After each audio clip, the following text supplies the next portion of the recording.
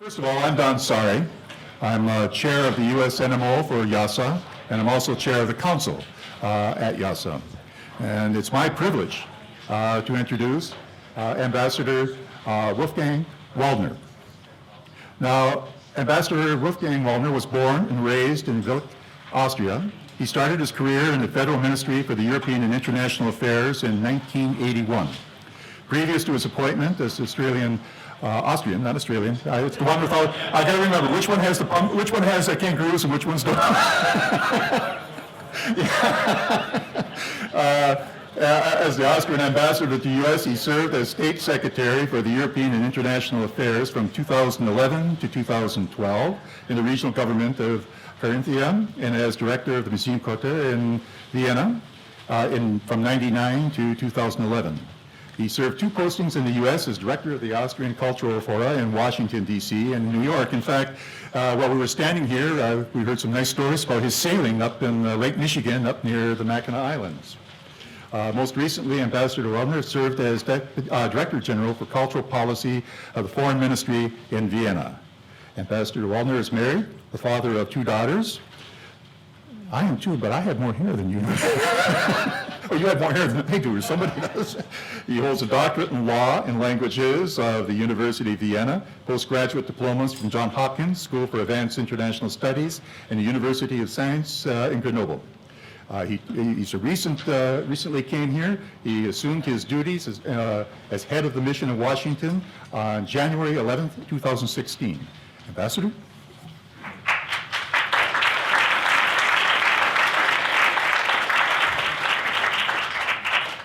Thank you so much, Mr. Sari, for this kind words of introduction. Yes, I've been here only very shortly. Actually handed over my credentials 10 days ago to President Obama, and so I'm really entitled to speak to you now officially in this official capacity as Ambassador of Austria. I wouldn't change for a trade-in for Australia, although I like the country very much. So it's a great pleasure for me to be here also as one of my first public appearances, so to speak, because as we took from the invitation, certainly our embassy or our Office of Science and Technology is co-hosting this important symposium with YASA and with the National Academy of Sciences U.S. Committee for YASA. As ambassador, I'm of course supposed to oversee all the various fields, also the other special offices, which includes the Office of Science and Technology. But in this case, I have also in my previous assignment as Director for Cultural Policy, as you mentioned, one of my responsibilities was to, or included also science diplomacy and international scientific cooperation, which is part of the overall cultural field by our definition.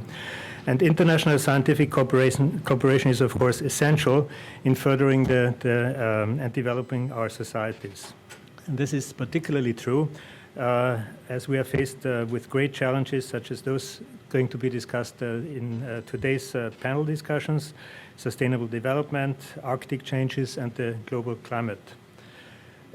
For many years, there have been very strong and dynamic partnerships between the scientific communities of our two countries, of Austria and the United States.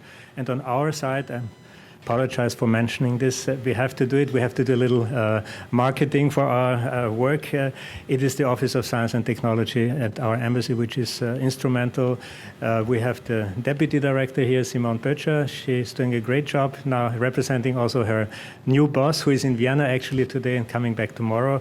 Clemens Mantel, and whom you're going to see more of him, of course, in the future, in your future joint projects. They do a great job because they host annual conference, the Austrian Research and Innovation Talk, which is a platform for exchange of scientific developments. They support a network of almost 3,000 Austrian researchers and innovators in this country, which is almost unbelievable considering the small size of our country. I couldn't believe it, but that's the actual figure. And they advance scientific collaborations between our countries, and they foster the strong ties between Austria and the States. also when it comes to science policy interface and to science diplomacy. So I would like to recognize their work here officially in this group. And I would also like, as we are speaking about science diplomacy, recognize two gentlemen. I think one of them is in the audience. Another one is due to arrive, as I was told. They both, we have worked together with them for the past years. My predecessors did. Both are former science and technology advisors to the U.S. Secretary of State.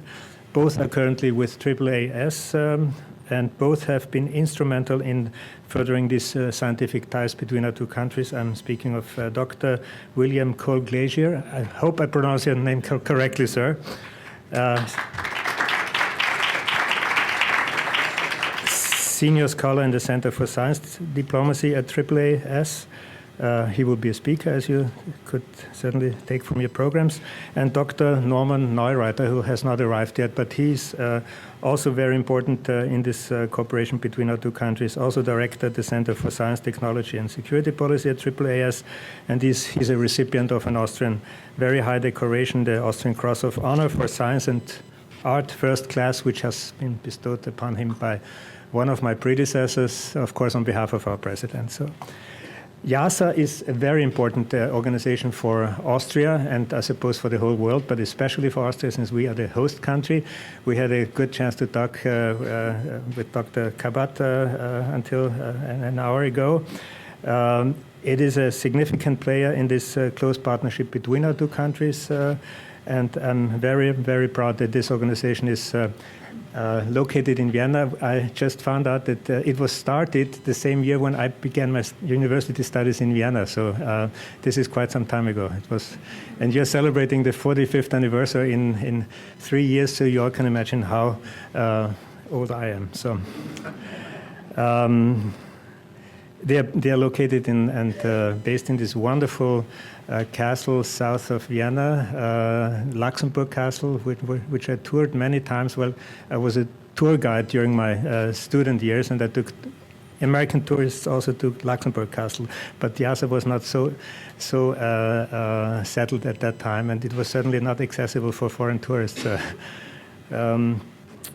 But another fact, I think, which is which needs to be mentioned, I came across a recent ranking or listing of IASA as being one of the top 15, I think number 14 in a worldwide ranking of science and technology think tanks. Now, I know you are much more than just a think tank, or you're something different than a think tank, but it's it's very honorable to be mentioned in a worldwide ranking as number 14, and I want to congratulate you on this achievement. Let me briefly come back or conclude going back to the concerns that bring us here today. These issues such as climate change, poverty, education, water, or population aging are a common concern to many countries. These problems have a global reach and can be resolved only by international cooperative action. And you will start these discussions in a few minutes on these issues. And I'm sure these discussions will go on and also go into the next years and until the next conference, probably be the main topics in your 5-year conference, the anniversary conference, which will take place in Vienna, as I understand, in 2017. And we are very proud of these also big conferences which bring together real leaders, scientific leaders, political leaders from all over the world. And we will try our best also to contribute that this conference is going to be a big one again in Vienna.